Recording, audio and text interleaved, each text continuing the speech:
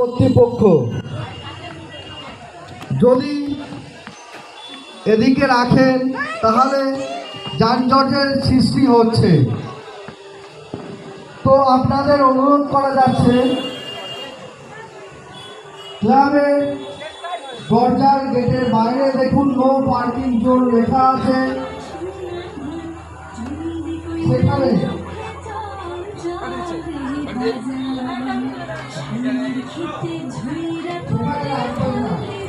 ছোট bike cycle কোনো রকম যানবাহন